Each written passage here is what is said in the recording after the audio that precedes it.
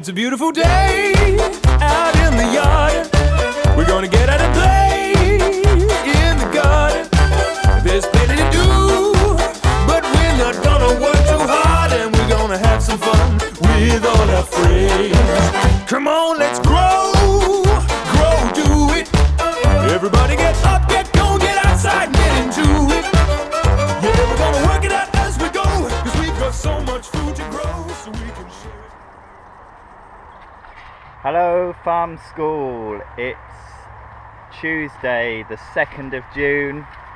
It's the first Farm School episode filmed in June. It's 2020 and I'm back on the farm. It's a beautiful evening. It's been incredibly hot recently. I'm not sure about the name FarmShare School. Is this really a school? Basically what I'm trying to do is a mixture of things. Show you around the farm, let you see what's going on, and also teach you a little bit about growing.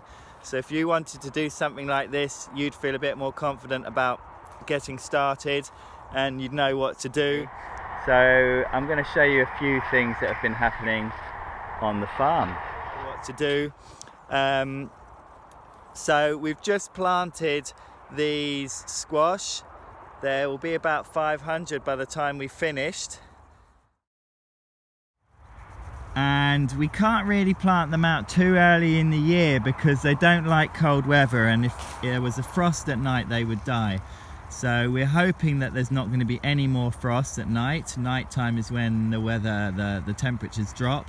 So they're now out and we just have to keep them watered and hope that they grow really well. This bit of ground in front of us was like this a few months ago, so we've cultivated it, turned over the grass again and again until the grass has pretty much died, although there are still some roots in there that would grow back. And then we've put a big pile of peat which was delivered to us from a local pond digging.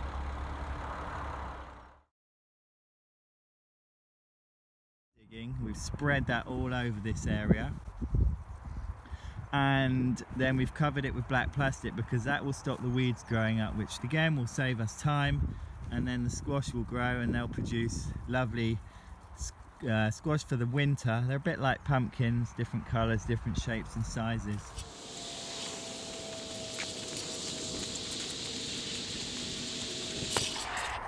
One of the things that's really important to be able to grow your own food is having a good supply of water.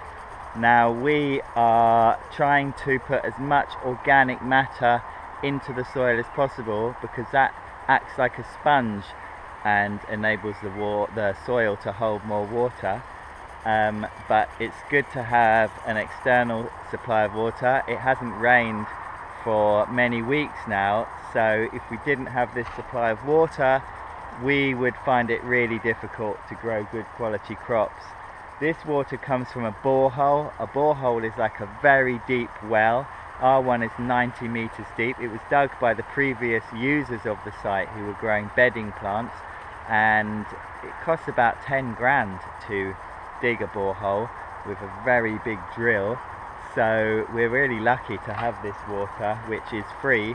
And let's have a look at the sprinklers, because what these do is enable you to water an area without doing anything apart. Once you've set it up, you just leave it and it waters for you, so you don't have to spend a lot of time going back and forth with watering cans or hoses. When you're farming and growing food, you have to really think about how you use your time. One of the biggest challenges is money, having enough money to pay for things that you need to make the farming jobs easier and more efficient. And the other one is time, having enough time to do everything. Now if I was spending my whole day watering, I wouldn't be able to do anything else. I wouldn't be able to do any weeding, I wouldn't be able to do any sowing seeds, I wouldn't be able to harvest. So just like having water out of a tap, which saves you a lot of time from going and collecting water from somewhere else, having these sprinklers and a supply of water means we can just put them on and be doing something else. Now this is a GoPro, which means it's, well, the case actually has a hole in the back on purpose so you can hear me, otherwise it would be fully waterproof and able to go underwater. But this is waterproof at the front, so we can just see what's happening. The water is coming out of the jet and pushing the sprinkler round, and this thing here is basically making it spray out, and the spring is making it move round, and this little thing here enables you to make more of a spray or more of a jet.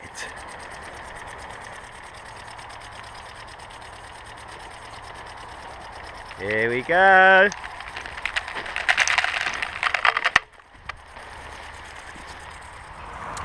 Do you remember a couple of weeks ago I was looking at this bed of broad beans trying to find some beans? It was just flowers. Well, look how many beans there are now. We've been getting really good feedback from our members who've told us they're really enjoying the broad beans, and these will be harvested tomorrow. Some beetroot which weren't planted that long ago, already quite big, so these are doing really well. And then as soon as these come out, we will plant another crop, because we don't want the soil to be bare for too long.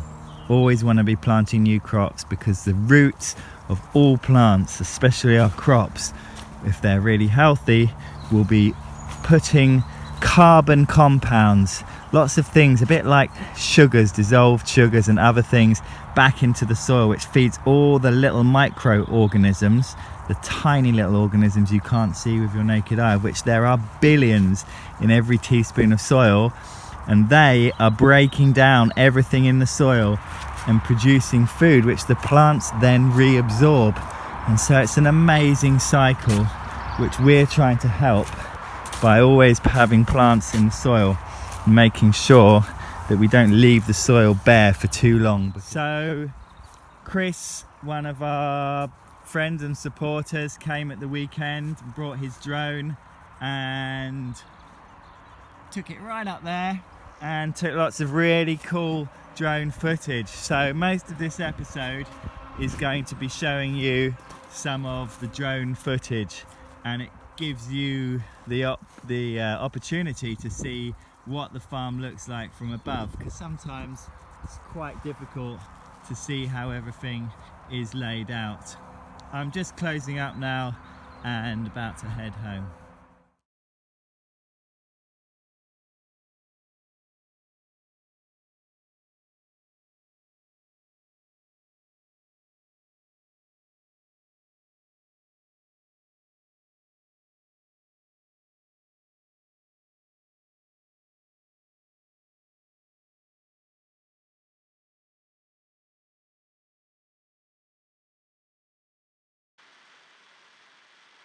I'm not sure how far up this is, but this is a 360-degree panorama of the farm. You can see the dark areas that have been watered recently, and the big area of weed cover where the squash are being planted. Lots of our crops are covered because of birds, especially the brassicas. See broad beans on the right there. We've got 7 beds of broad beans this year, and the garlic there just passing over, and this is leeks. And here you've got one of our irrigation systems that Jack has just set up. All the paths are covered with cardboard and wood chip. And this is some head lettuce which again have been planted through weed cover. Chard on the left, chard on the right.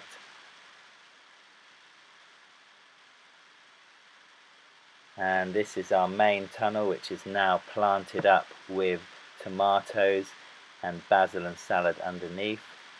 And here you can see a lot of our seedlings which have been put outside to harden off.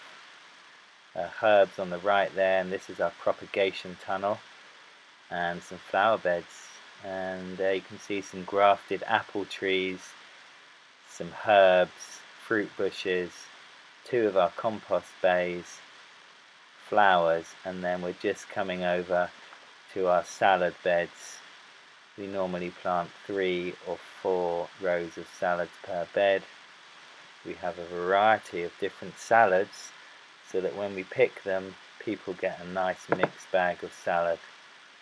And you can see some of the older plants which will be taken out now to make space for new plants. Under the cover there is some red Russian kale to protect it from the birds, and that is a sorrel plant that's gone to seed.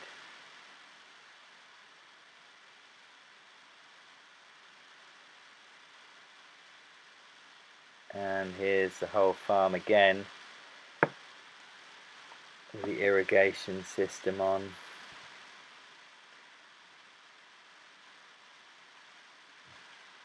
And we've got 91 25-meter beds now. Last year we only had 6 blocks of 9 beds, now we've got 9 blocks. And that is our farm. Grow, grow, do it. Everybody get up.